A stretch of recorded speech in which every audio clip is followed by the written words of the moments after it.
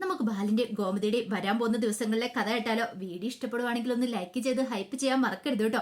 അങ്ങനെ നമ്മൾ കാണുന്ന ഒടുവില് നല്ല ഇടിവെട്ട് പണി തന്നെയാണ് അച്യുതനൊക്കെ കിട്ടാനായിട്ട് പോകുന്നത്. അച്യുതനും അലോകൊന്നും സ്വപ്നത്തിൽ പോലും പ്രതീക്ഷിക്കാത്ത പണികളാണ് ഇനി അങ്ങോട്ടേക്ക് അവർക്ക് വരുന്നത്. മിത്ര സത്യങ്ങളൊക്കെ തുറന്നു പറഞ്ഞല്ലോ. ദേവമംഗലംകാരുള്ളത് കൊണ്ടാണ് താനിപ്പം ജീവിച്ചിരിക്കുന്നതെന്നൊക്കെ. അത് മാത്രമല്ല, എന്റെ മുന്നില് മിത്ര കൈകൂപ്പി അപേക്ഷിക്കുന്നുണ്ട്, എന്നോട് ക്ഷമിക്കാരിയ, അങ്ങനെയൊക്കെ സംഭവിച്ചു പോയി, എന്ത് ചെയ്യാൻ പറ്റും, അതല്ല എന്റെ തെറ്റാ. ഞാനാണ് അങ്ങനെ ഒരു ചതി ചെയ്ത് ആരിനോട്. ഒരിക്കലും ആരിന്റെ വാക്ക് ധിക്കരിച്ച് ഞാൻ അങ്ങനെ ചെയ്യാൻ പാടില്ലായിരുന്നു. അതുകൊണ്ടല്ലേ ആരിന് എല്ലാവരുടെ മുന്നിൽ തല കുനിച്ച് നിൽക്കേണ്ടതായിട്ട് വന്നേ. അപ്പോഴേക്കും ആര്യം പറഞ്ഞു, പോട്ടെ സാരമില്ല. മിത്ര പറഞ്ഞു, ഒരിക്കലും ഞാൻ അങ്ങനെ ചെയ്യാൻ പാടില്ലായിരുന്നു. എന്റെ നന്മയെ കരുതിയിട്ടാ ഞാനത് ചെയ്തേ. പക്ഷെ അതിങ്ങനെ ബൂമറാങ് പോലെ തിരിഞ്ഞു വരുമെന്ന് ഞാൻ കരുതിയില്ല ആര്യ. പെട്ടെന്ന് ആര്യം മിത്രയുടെ കയ്യിലേക്ക് പിടിച്ച് അടുത്തേക്ക് ഇരുത്തുവാണ്. മിത്ര ചേർത്ത് പിടിച്ചോണ്ട് പറഞ്ഞു, എനിക്കറിയാം നിന്റെ മനസ്സിന്റെ നന്മ എന്താന്ന്. ഇത്രയും കാലം ഞാൻ എല്ലാവരുടെ മുന്നിൽ കള്ളനായിരുന്നു. പക്ഷെ ഇപ്പോഴങ്ങനെയല്ല. എല്ലാവർക്കും മനസ്സിലായ സത്യം എന്താന്ന് നിന്റെ വീട്ടുകാർക്കൊക്കെ മനസ്സിലായിട്ടുണ്ട്. ഞാൻ പണം മോഷ്ടിച്ചിട്ടില്ലെന്നുള്ള കാര്യങ്ങളൊക്കെ നീ എല്ലാവരുടെയും മുന്നിൽ അത് വിളിച്ചു പറഞ്ഞല്ലോ. അപ്പോഴെനിക്ക് നിന്നോട് മതിപ്പാ തോന്നുന്നത്. ഇത് കേട്ട മിത്ര, എന്നാലും വിഷമിക്കൊന്നും വേണ്ട. പിന്നെ എന്റെ ബിസിനസിന്റെ കാര്യം ഓർത്ത് നീ വിഷമിക്കണ്ട. അതിന് സമയമാകുമ്പം അതെങ്ങനെയാലും ഓക്കെ ആയിക്കോളും. അതൊന്നും ഓർത്ത് നീ ടെൻഷൻ അടിക്കേണ്ടെന്ന് പറഞ്ഞു. അപ്പോഴേക്കും മിത്രോട്, എന്നാലും ആര്യ, എങ്ങനെയെങ്കിലും ആ പണം ഉണ്ടാക്കി റെഡിയാക്കാന്ന് ഓർത്തോണ്ടിരിക്കുവായിരുന്നു. ബിസിനസ്സും കാര്യങ്ങളും മുന്നോട്ട് കൊണ്ടുപോകാന്ന് ഓർത്തിരിക്കുവായിരുന്നു. പക്ഷേ എങ്കില് ഇനി അത് നടക്കില്ലോ എന്ന് പറഞ്ഞു. സാരമില്ല, പോട്ടെ എന്നൊക്കെ പറഞ്ഞുകൊണ്ട് ആര്യം മിത്രയെ ചേർത്ത് പിടിച്ച് ആശ്വസിപ്പിക്കുകയാണ്. ഇതേ സമയത്ത് അനന്തൻ ഓരോന്നൊക്കെ ആലോചിച്ചുകൊണ്ട് മുറിയിൽ ഇരിക്കുമ്പോഴത്തേനും നന്ദിത അങ്ങോട്ട് വന്നു. നന്ദിത വന്നിട്ട് ചോദിച്ചു, അനന്തേട്ടൻ എന്താ ആലോചിക്കണമെന്ന് ചോദിച്ചു. അനന്തൻ പറഞ്ഞു, എന്നാലും ഇത്രയും നാളും നമ്മൾ ആരിനെ കുറ്റപ്പെടുത്തിയില്ലേ നന്ദിതേ, ഇതൊന്നും നമുക്ക് അറിയുണ്ടായിരുന്നില്ലല്ലോ. ഒരു കാര്യം ഉറപ്പായി, നമ്മുടെ മോളെ എത്ര സുരക്ഷിതമായ കൈകളിൽ എത്തിയിരിക്കുന്നതെന്ന് ഒന്ന് ആലോചിച്ച് നോക്കിയേ. അന്നൊരു പക്ഷെ ആരിനും ഗോമതിയൊന്നും അവിടെ ഇല്ലായിരുന്നെങ്കിൽ നമ്മുടെ മോളൊന്ന് ജീവനോടെ ഉണ്ടായിരിക്കുവോ? ആകപ്പാടെ ഒറ്റ മോളേ ഉള്ളൂ, ആണായിട്ട് പെണ്ണായിട്ടും. നന്ദിത പറഞ്ഞു, അത് ശരിയാ അനന്തേട്ടാ, അതെനിക്ക് അറിയാവുന്ന കാര്യമാ. ശരിക്കും പറഞ്ഞാല് അവരുടെ വിവാഹം കഴിഞ്ഞ് കഴിഞ്ഞപ്പോ എനിക്ക് നല്ല ടെൻഷൻ ഉണ്ടായിരുന്നു. പക്ഷെ ഇന്ന് മിത്ര പറഞ്ഞു കേട്ടോ, ആ സ്വർണം കിട്ടിക്കഴിഞ്ഞപ്പോ ഉടനെ ആര്യം പറഞ്ഞത് അവരെ കൊണ്ട് തിരിച്ചു കൊടുത്തേക്കാനാന്ന്.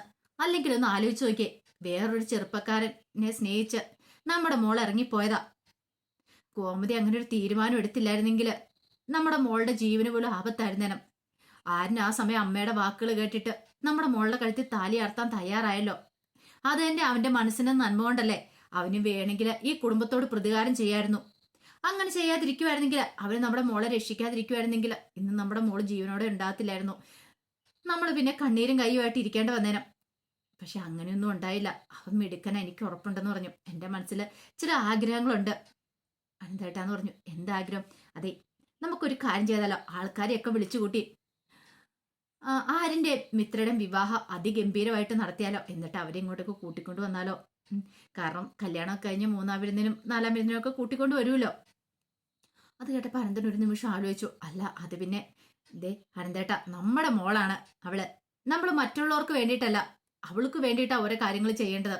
അല്ല, അതിപ്പം അച്യുതനും അവർക്കൊക്കെ ഇഷ്ടപ്പെടുവോ? അങ്ങനെ എന്ത് പറഞ്ഞാലും അച്യുതനും അല്ലോ ഒക്കെ അവരുടെ ഇഷ്ടം നോക്കിയാണ് നമ്മൾ ജീവിക്കുന്നത്. നമുക്ക് നമ്മുടേതായ ഇഷ്ടമുണ്ട്. എൻ്റെ മോളെ, അവളെ ജീവിതത്തിലേക്ക് തിരികെ കൊണ്ടുവന്ന അവനാണ്. അപ്പൊ അവരുടെ വിവാഹമൊക്കെ അതിഗംഭീരമായിട്ട് ഇനി നടത്തി കൊടുക്കണം. നമ്മൾ 4 ആളെ വിളിച്ചിട്ട് അതാ ശരിക്കും ചെയ്യേണ്ടത്. എന്തിനു വേദന, എന്തിനാ ഈ അച്യുതനോട് അഭിപ്രായം ചോദിക്കുന്നേ? ശരിക്കും പറഞ്ഞാണ്ടല്ലോ, അച്യുതനും അലോവും കാരണം ഇത്രയും പ്രശ്നം ഉണ്ടായത്. ഇപ്പൊ തന്നെ കണ്ടില്ലേ, ആ സ്വർണം വാങ്ങിച്ചുകൊണ്ട് വന്ന് ഇത്ര വലിയ പ്രശ്നം ഉണ്ടാക്കേണ്ട കാര്യം ഉണ്ടായിരുന്നോ? കുറ്റക്കാരാക്കാനല്ലേ ശ്രമിച്ചുകൊണ്ടിരുന്നേ. അതെന്നാ പറഞ്ഞു, അത് ശരിയാ. പക്ഷെ അതുകൊണ്ട് ആ വലിയ സത്യം പുറത്തു വന്നല്ലോ. അത് ശരിയാണ് ചേട്ടാ, അതൊക്കെ ശരിയായിട്ടുള്ള കാര്യമാണ്. പക്ഷെ ഇനി എനിക്ക് എൻ്റെ മോളെ എതിർക്കാൻ കഴിയില്ല. പിന്നെ അത് മാത്രമല്ല, ആരിനോടും ആ കുടുംബത്തോടും എനിക്കിപ്പോൾ ദേഷ്യമൊന്നും ഇല്ല. അല്ലെങ്കിലും എനിക്ക് ദേഷ്യമൊന്നും ഇല്ലായിരുന്നു. അവർ നല്ല പൊന്നുപോലെ നമ്മുടെ മോളെ നോക്കണമെന്ന് എനിക്കറിയാം. മിത്രയുടെ ആഗ്രഹത്തിന് വേണ്ടിയിട്ട് ആരിന് എത്രമാത്രം കഷ്ടപ്പെടുന്നുണ്ടെന്ന് അനന്തേണ്ണ അറിയാലോ, അവളെ ഒരു പോലീസുകാരിയാക്കാൻ വേണ്ടിയിട്ട്. അനന്തൻ പറഞ്ഞു, അത് ശരിയാ, ഞാൻ ഒരു കാര്യം ചെയ്യാം, എല്ലാവരോടും സംസാരിക്കാന്നൊക്കെ അനന്തൻ പറയുന്നുണ്ട്. ഒരു കണ്ടീഷൻ മാത്രമേ ഉണ്ടായിരുന്നുള്ളൂ നന്ദിതയ്ക്ക്, എത്രയും പെട്ടെന്ന് അവരുടെ കല്യാണം നടത്തണമെന്ന്. ഈ സമയത്ത് അലോകിന് എന്ത് ചെയ്യണമെന്ന് അറിയണ്ടായിരുന്നില്ല. കാരണം ഒരിക്കലും പ്രതീക്ഷ കാര്യമൊന്നും അല്ലല്ലോ ഇങ്ങനത്തെ ടിസ്റ്റുകളൊക്കെ പുറത്തു വരുമെന്ന്. അങ്ങനെ അലോക് മുറിയിലേക്ക് വരുന്ന സമയത്ത് അനു ഇങ്ങനെ ആലോചിച്ചുകൊണ്ടിരിക്കുക. അലോക് വന്നിട്ട്, ചെന്താടി നീ ഭയങ്കര ആലോചനയിലാണല്ലോ, അതെ, ഇത്തിരി ആലോചന തന്നെയാ. ഇപ്പം മനസ്സിലായല്ലോ ദേവമംഗലത്തിന്റെ മഹാത്മ്യം എന്താന്ന്. എടാ അലോകെ, നീ തല ഉയർത്തി പിടിച്ചിലൂടെ നടക്കുന്നുണ്ടെങ്കിൽ അത് ദേവമംഗലംകാരുടെ കനിവ് കൊണ്ട് മാത്രം. എന്റെ ആരും ചേട്ടനൊന്നും ഇല്ലായിരുന്നെങ്കിലുണ്ടല്ലോ നിനക്കൊന്നും തല ഉയർത്തി പിടിച്ച് നടക്കാൻ പോലും പറ്റില്ലായിരുന്നു. കഴിഞ്ഞ ദിവസം നീ വലിയ കളിയാക്കലുകളൊക്കെ കളിയാക്കിയായിരുന്നല്ലോ. ഉം. മാമനെ ഇറക്കി വിട്ടെന്ന് പറഞ്ഞോണ്ട് എന്നിട്ടിപ്പൊ എന്തായി? നീ പലതും പഠിക്കാൻ പോകുന്നുള്ളൂ. അലോക് പറഞ്ഞു. പിന്നെ എന്ന് വെച്ചിട്ടുണ്ടെങ്കിൽ ദേവമംഗലംകാരങ്ങ് വെച്ച് വലിയ സംഭവങ്ങളാണല്ലോ എന്ന് പറഞ്ഞു. അതെ, എന്റെ അച്ഛനും അമ്മയും ചേട്ടനും ഒക്കെ സംഭവങ്ങൾ തന്നെയാ. വേണമെങ്കിൽ പ്രതികാരം ചെയ്യാനാണെങ്കിൽ ചെയ്യായിരുന്നു. നിന്റെയൊക്കെ സ്വഭാവം വെച്ചാണെങ്കിൽ ഇങ്ങനൊരു സാഹചര്യം ഉണ്ടായിട്ടുണ്ട് നീയൊക്കെ എന്ത് ചെയ്യും? ആ സെക്കൻഡിൽ തന്നെ പ്രതികാരം ചെയ്യാനായിട്ട് ഇറങ്ങിത്തിരിക്കും. പക്ഷെ ദേവമംഗലംകാരൻ അങ്ങനെയല്ല. ഒരു കാരണവശാലും കൃഷ്ണമംഗലംകാരുടെ തല കുനിയരുത് എന്ന് കരുതിയിട്ട് അവര് ആ സമയത്ത് രക്ഷിച്ചത്. ഒന്നും നോക്കാതെ അങ്ങനെ ഒരു തീരുമാനം എടുത്തേ. നീ എന്താ ചെയ്തേ? എന്റെ കല്യാണം മുടക്കാനായിട്ട് ശ്രമിച്ചു. എന്നെ ഇവിടേക്ക് കൂട്ടിക്കൊണ്ടു വന്നു. പക്ഷെ എന്റെ ഹരിഞ്ചേട്ടൻ ചെയ്തത് എന്താ? ഒരു പക്ഷെ കൃഷ്ണമംഗലംകാരുടെ തലകുനിയും അവർ നാട്ടുകാരുടെ മുന്നിൽ നാണം കിടന്ന് കരുതിയിട്ട് അതെ മിത്ര എടുത്തെടുത്ത് കഴുത്തി താലി കെട്ടിയ ആളാ. നീ കണ്ടുപിടിക്കണം. അതിന്റെ ആരഞ്ചേട്ട കാല് കഴിയണം. നീ പോയി അതിനുള്ള യോഗ്യത പോലും നിനക്കില്ല. എന്താടി നീ പറഞ്ഞെന്ന് ചോദിച്ചോണ്ട് കൈ പൊക്കിക്കൊണ്ട് അലോ അങ്ങോട്ട് വന്നു. മിത്ര പറഞ്ഞ് തൊട്ടു പോരാന്ന് പറഞ്ഞു. ആഹാ, എങ്കിലൊന്ന് കണ്ടിട്ട് എന്റെ കാര്യം. പോരു കോഴിയെ പോലെ അലോകങ്ങ് ചെന്നു. അപ്പോഴേക്കും മിത്രയും വിട്ടുകൊടുക്കോ? മിത്രയല്ല, അനുവും വിട്ടുകൊടുത്തില്ല. അനു പെട്ടെന്ന് എന്ത് ചെയ്തു? അവളും ഫൈറ്റ് ചെയ്യാൻ തയ്യാറായിട്ട് നിൽക്കുകയാണ്. അലോക് ഒരു നിമിഷം ഞെട്ടിപ്പോയി. എത്ര തവണ തല്ലി കിട്ടിയിട്ടുണ്ടെന്ന് അറിയത്തില്ല. വാടാ ഇങ്ങോട്ട്. നീ എന്താ വിചാരിച്ചോണ്ടിരുന്നത്? നിന്റെ ഭാര്യയായിട്ട് നിനക്ക് കഞ്ഞിയും കറിയും വെച്ചാരാണ് ഞാൻ ഇങ്ങോട്ടേക്ക് വന്നേന്നോ? എടാ, ഞാൻ പ്രതികാരം ചെയ്യാൻ തന്നെ വന്ന.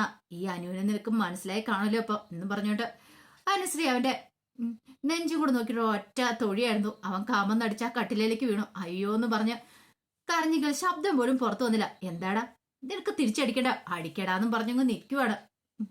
അലോകിന് മനസ്സിലായി ഇവളുടെ അടുത്ത് നിന്നിട്ടാണ് തനിക്കിട്ട് ഇനിയും കിട്ടുള്ളൂ. ഇവളെന്തോ കരോട്ടെ കുമ്പോ എന്തൊക്കെ പഠിച്ചിട്ടുണ്ടെന്ന് തോന്നേ. അല്ലെങ്കിൽ പിന്നെ ഇങ്ങനെ അടിക്കുവോ? കാരണം ഇത്ര ആരോഗ്യം ഉണ്ടായിട്ട് ഇവളുടെ മുന്നിൽ തനിക്ക് പിടിച്ചു നിൽക്കാൻ പറ്റുന്നില്ല. വീണ്ടും അനുശ്രീ അവനെ എടുത്തിട്ട് ഇടിക്കുവാണ്. അയ്യോ അയ്യോ എന്നൊരു ചെറിയ കരച്ചിൽ മാത്രം. അപ്പോഴേക്കും ധർമ്മൻ ഓടി അങ്ങോട്ട് വന്നു. കഥയെ മുട്ടിയിട്ട് വിളിക്കുവാണ്. എന്താന്ന് ചോദിച്ചിട്ടുണ്ട്. അനു ഒന്നും അറിയത്തില്ലാത്ത മട്ടി പോയി കഥ തുറന്നു. എന്താ മാമ? അല്ല എന്തോ ഒരു കരച്ചില്. ഓ അതാണോ? അത് ഞാനും അലോവും കൂടെ വെറുതെ ഒരു തമാശ കളിച്ചാന്ന് പറഞ്ഞു. തമാശ? അതേന്ന്, ചുമ്മാ ഞങ്ങളിങ്ങനെ ഇടയ്ക്കിടയ്ക്ക് ഇങ്ങനെ ഗുസ്തിയൊക്കെ പിടിക്കും. റൊമാൻസ് കൂടി കഴിയുമ്പോ മാമനൊന്നും കാര്യമാക്കണ്ടെന്ന് പറഞ്ഞു. അതെ, മാമനും ഇടയ്ക്കിടയ്ക്ക് ഇങ്ങനെ സുഗന്യച്ചുമായിട്ട് റൊമാൻസ് കാണിക്കാൻ നല്ലതെന്ന് പറഞ്ഞു. ഇതെന്ത് റൊമാൻസ്? ധർമ്മനൊന്നും മനസ്സിലായില്ല. ധർമ്മൻ അങ്ങോട്ടേക്ക് പോയി. പിന്നീട് അമേരിക്കക്കാരുടെ ആ കല്യാണാലോചന വീണ്ടും വരുവാണ്. അപ്പൊ അതൊന്നും വന്നിട്ടുണ്ടായിരുന്നു.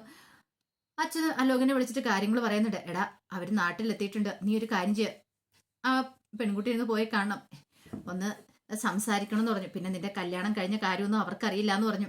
അത് കേട്ടപ്പം അലോക് പറഞ്ഞു. അച്ഛാ, എങ്ങാനും ഈ വിവാഹം മുടക്കാനായിട്ട് അനു ഇറങ്ങോ? എങ്ങനെ ഇറങ്ങാനടാ? അവളെ എത്രയും പെട്ടെന്ന് ഈ വീട്ടിൽ നിന്ന് കെട്ടിക്കണം. അത് മതി. പിന്നെ ഞാൻ അവളെയും കല്യാണം കഴിച്ച് അമേരിക്കയ്ക്ക് അങ്ങോട്ട് പറക്കും. അനുവിനായിട്ടുള്ള 8ന്റെ പണി തന്നെ ആയിരിക്കും എന്ന് പറഞ്ഞു. കാരണം അലോകിനറിയാൻ നിയമപരമായിട്ട് വിവാഹം കഴിക്കും ഒന്നും ചെയ്തിട്ടില്ലെന്ന്. ആ ഒരു ധൈര്യത്തിലാണ് അവൻ നിൽക്കുന്നത്. അച്ഛനും പറഞ്ഞു. എടാ, സൂക്ഷിച്ചും കണ്ടും വേണം കാര്യങ്ങളൊക്കെ കൈകാര്യം ചെയ്യാൻ. അതൊക്കെ ഞാൻ ഏറ്റു. അച്ഛൻ അതൊന്നും ഓർത്ത് വിഷമിക്കണ്ടെന്ന് പറഞ്ഞു. അങ്ങനെ എന്ത് ചെയ്തു? ഒടുവില് ഈ അലോക് അവളെ കാണാനായിട്ട് ആ പെൺകുട്ടിയെ കാണാനായിട്ട് പോവുകയാണ്. ഇതേ സമയത്ത് മീനാക്ഷിയും ആകാശവും കൂടെ പോകണം. അപ്പം മീനാക്ഷിയെ കുറച്ച് പർച്ചേസിങ് കാര്യങ്ങളൊക്കെ ഉണ്ടായിരുന്നു. അങ്ങനെ പർച്ചേസിങ് കാര്യങ്ങളൊക്കെ കഴിഞ്ഞ് തിരികെ പോരുന്ന സമയത്താണ് മീനാക്ഷി ആ കാഴ്ച കാണുന്നത്. ആകാശ് ഇതെങ്ങ് നോക്കാൻ പറഞ്ഞു. എന്താ? അപ്പോഴാണ് ആ കാഴ്ച കാണുന്നത്. അലോക് ആ പെൺകുട്ടിയായിട്ട് സംസാരിച്ചുകൊണ്ടിരിക്കുന്നത്. ഇത് അവനല്ലേന്ന് ചോദിച്ചു. അതേലോ. അവര് പതുക്കെ മാറുന്നു. എന്നിട്ട് ഭയങ്കര സന്തോഷത്തോടുകൂടി അലോക് ആ പെൺകുട്ടിയോട് സംസാരിക്കുന്നത് കണ്ടു. കയ്യേലൊക്കെ പിടിച്ചിങ്ങനെ സംസാരിക്കുന്നതെല്ലാം കണ്ടു കഴിഞ്ഞാൽ മനസ്സിലായി ഇത് നല്ല പോക്കല്ല, ശരിയായിട്ടുള്ള പോക്കല്ല. അപ്പോഴേക്കും ആകാശ് പറഞ്ഞു. ഇതെന്താ ഇങ്ങനെ? അനുവിന്റെ കഴുത്തിൽ താലി ആർത്തിട്ട് ഇവൻ എന്താ കാണിച്ചോണ്ടിരിക്കണെന്ന് ചോദിച്ചു. മീനു ഒരു കാര്യം മനസ്സിലായി. എന്താ ഏതാ എങ്ങനെയാന്ന് മീനുവിനെല്ലാം അറിയത്തുള്ളൂ. അനു എങ്ങനെയാ അങ്ങോട്ട് ചെന്നെന്നുള്ള കാര്യങ്ങള്. മീനാക്ഷി പറഞ്ഞു. ആകാശേ, ഇതങ്ങനെ വെറുതെ വിട്ടിട്ട് കാര്യമില്ല എന്ന് പറഞ്ഞു. എത്രയും പെട്ടെന്ന് അവനെ ഒരു പണി കൊടുക്കണമെന്ന് പറയാണ്. അങ്ങനെ ഒടുവിൽ അവരെങ്ങോട്ട് പോയി. പിന്നീട് അനുവിനെ വിളിച്ചിട്ട് മീനാക്ഷി ഈ കാര്യങ്ങളൊക്കെ പറയുന്നുണ്ട്. അനുവിന് മനസ്സിലായി ഇവൻ തനിക്കിട്ട് പണി തരാനാന്ന്. അങ്ങനെയാണെങ്കിൽ തിരിച്ചൊരു പണി കൊടുക്കണമല്ലോ എന്ന് അനുവും കരുതുന്നുണ്ട്. ഈ സമയത്ത് അനന്തൻ അച്ഛനോട് ആരിന്റെയും മിത്രയുടെയും വിവാഹം വീണ്ടും നടത്തുന്നതിനെ കുറിച്ചൊക്കെ പറയണം. പക്ഷെ എതിർത്തു അച്യുതന്. അതൊന്നും വേണ്ടാന്ന് പറഞ്ഞ് എതിർത്തു. പക്ഷെ ഇന്ദിരാമ്മ സപ്പോർട്ട് ചെയ്തു. എന്തൊക്കെയാണല്ലോ അത് വേണം, കല്യാണം കഴിഞ്ഞ് അവരിങ്ങോട്ട് കൂട്ടിക്കൊണ്ട് വരണമെന്ന് പറഞ്ഞു. അച്യുതനായിട്ട് ഏറ്റവും വലിയ അടിയായിരുന്നത്. അച്യുതന് മാത്രമല്ല, രാജശ്രീക്കും അലോകിനും ഒക്കെ ഇത്രയ്ക്കൊന്നും പ്രതീക്ഷിച്ചിട്ടുണ്ടായിരുന്നില്ല അവര് ഇങ്ങനെയൊന്നും സംഭവിക്കും എന്നുള്ളത്. ഈ സമയത്ത് അനു അലോക് കാണാൻ പോയ പെൺകുട്ടി ഏതാന്നുള്ള അന്വേഷണത്തിന് ഒടുവിൽ ആ സത്യങ്ങളൊക്കെ കണ്ടെത്തുന്നേ. അങ്ങനെ അവൾ അറിഞ്ഞു തന്നെ തേച്ചിട്ട് ആ അമേരിക്കക്കാരുമായിട്ട് ബന്ധം സ്ഥാപിക്കാനുള്ള പുറപ്പാടാന്നുള്ള കാര്യങ്ങളൊക്കെ അറിയണം. പിന്നെ പൊടി പൂരവല്ലേ. ഒടുവില് ആ പെൺകുട്ടിയുടെ അടുത്ത് എന്നിട്ട് അതിന് കാര്യങ്ങളൊക്കെ പറയുന്നുണ്ട്. എന്റെ കഴുത്തിൽ താലി ആർത്തിയതാ അലോക് എന്നുള്ള കാര്യങ്ങളൊക്കെ. അതോടുകൂടി അലോകിന്റെ ആ സ്വപ്നവും പൊലിയുമാണ്. അപ്പൊ അതിന്റെ കഥകളൊക്കെ നമ്മൾ കാണാൻ പോകുന്നത്. ആ വിശേഷങ്ങൾക്കായി നമുക്ക് എല്ലാവർക്കും കാത്തിരിക്കാട്ടോ. ഒരിക്കൽ കൂടി എല്ലാവർക്കും ശുഭരാത്രി നേർന്നുകൊണ്ട് നിർത്തുന്നു.